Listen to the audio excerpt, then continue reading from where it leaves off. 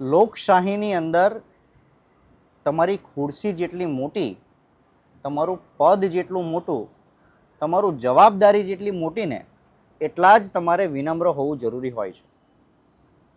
અને આ બાબતને જ્યારે કોઈ નેતા અથવા કોઈ મોટા અધિકારી સમજી લે ને તો ખરેખર જીવનમાં હંમેશા તે પ્રગતિનો પંથ પકડતો જ રહે છે, તે સફળ જ થાય.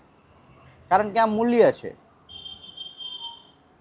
ગઈકાલે નવસારીમાં ડિમોલેશનની કાર્યવાહીઓ શરૂ થઈ.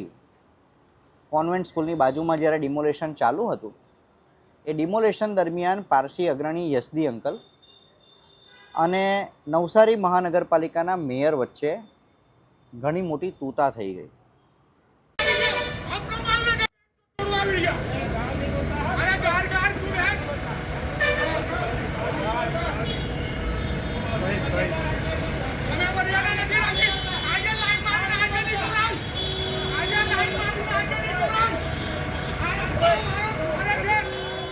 આ વિડીયોમાં જે તમે જોયું, એ વિડીયો જોયા બાદ શહેરમાં ચર્ચાઓ થઈ કે ભાઈ ગાળાગાડી થઈ ગઈ, વિવાદ થઈ ગયા, આ તે.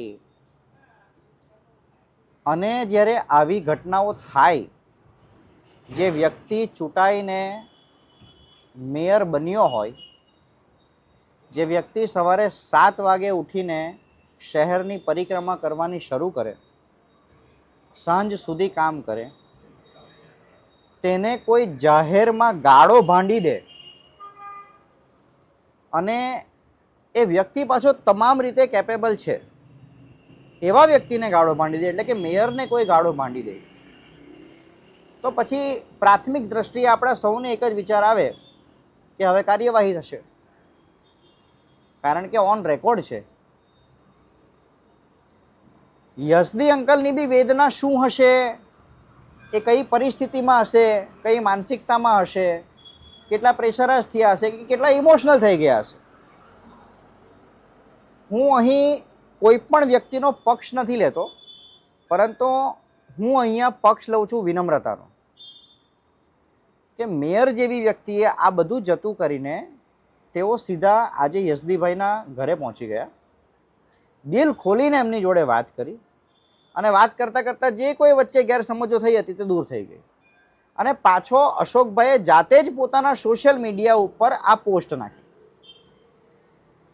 મેયરની સત્તા હોવી અને આટલું નમ્ર હોવું ને, આ રાજનેતાના સાચા ગુણ કહી શકાય.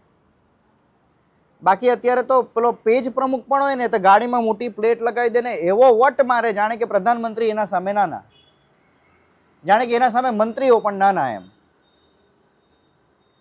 એટલે અશોકભાઈની કામગીરી પરથી અને અશોકભાઈની આ વાતો પરથી આવનાર પેઢીએ, જે ભારતીય જનતા પાર્ટીના સંગઠનમાં છે અથવા અન્ય સંગઠનોમાં છે, જો તમારે રાજનેતા બનવું હોય અથવા રાજકારણનો માર્ગ સેવાના અર્થે જોડવો હોય, જો કે રાજકારણમાં કોઈ સેવા કરવા નથી આવતું, 1-2% લોકો હોય, તો અશોકભાઈ જેવો સ્વભાવ ફોલો કરવાની જરૂર છે. આભાર.